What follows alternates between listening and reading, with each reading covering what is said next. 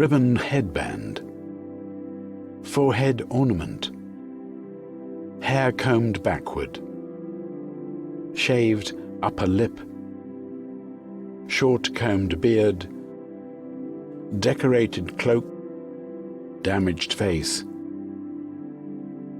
This is not an ordinary relic from the past, but an iconic representative of a 4,000-year-old civilization.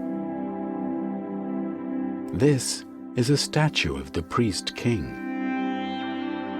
This is a precious fragment of time from the lost city of MOHEJO DARO. After several excavations between 1920 and 1930, an English archaeologist discovered a massive platform of mud, brick and clay in the year 1931. This was 20 feet in depth, with 6 main building levels above. And after a few more years of subsequent digging, the ancient city of MOHEJO DARO, the Mound of Dead, was discovered, which sits on an elevated ground in the modern-day Sindh province of Pakistan.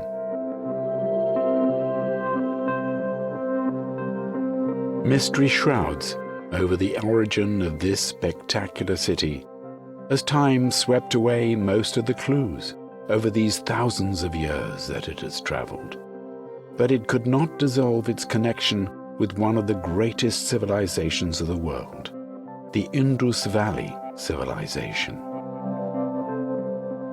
It is on the banks of this river Indus the great Indus Valley civilization flourished between 2600 and 1900 BCE.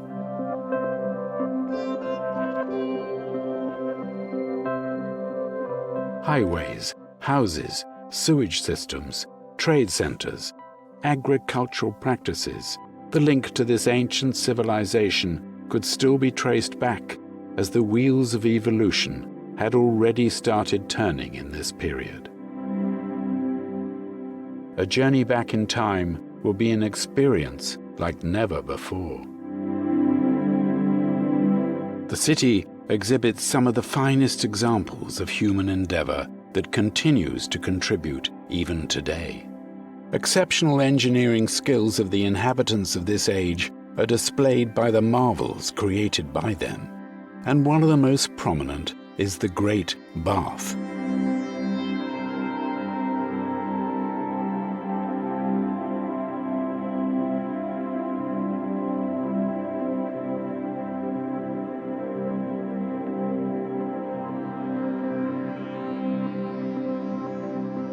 Like the cities of other great civilizations, MOHEJO DARO too flourished on the banks of a river and was equally ahead of its time.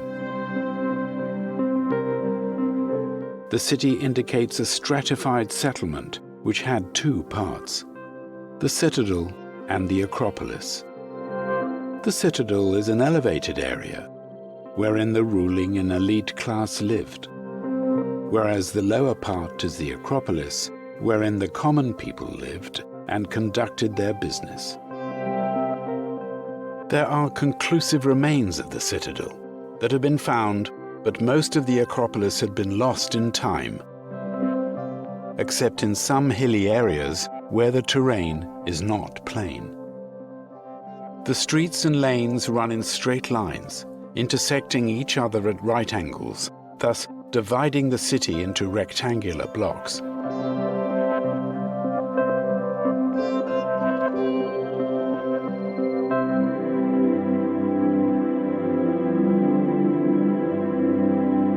Another interesting similarity gets established through bricks of standard dimensions found here, which connect the construction model of this age with the modern-day brick model.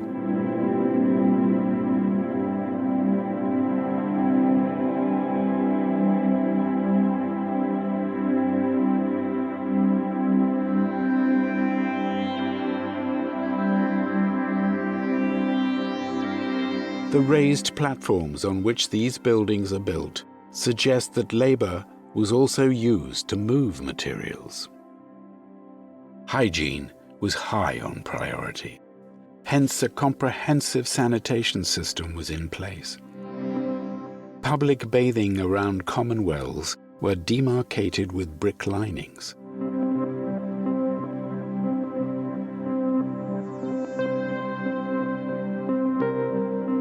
Water from here was collected in larger street drains that further transported it to the central sewer system to be flushed out of the city.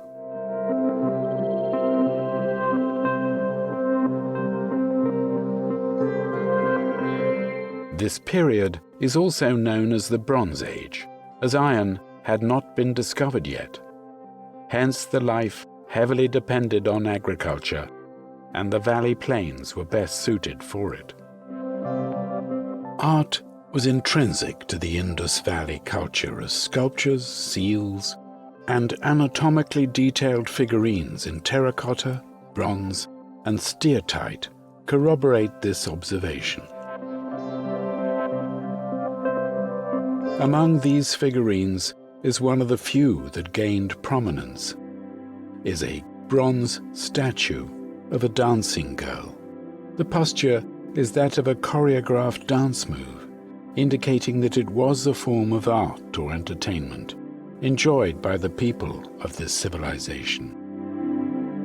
Dices, games, and toys have also been found at different sites, which give an idea about their leisure time activities. More examples of great artisanship are the terracotta works that include figurines of cows, bears, monkeys, and dogs. They were also skilled in making intricate necklaces, bangles, and other ornaments. Indirect evidence from the designs on terracotta figurines, inscriptions on seals, painted pottery, gives us an insight into the fabric designs popularly known as indigo, was grown in abundance on the banks of River Indus, and the discovery of a printing workshop at MOHEJO DARO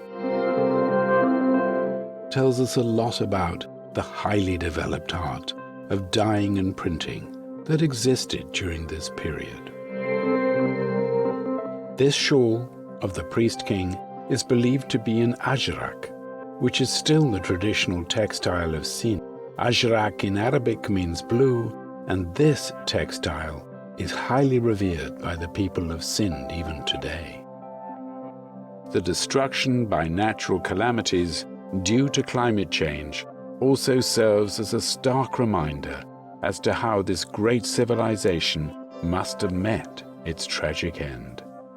Hub of traders, artisans, farmers, and one of the most advanced cities of one of the greatest civilizations, which laid the foundation of sophisticated civil engineering, urban planning, and refined cultural practices, the city of MOHEJO DARO eventually moved on in time forever.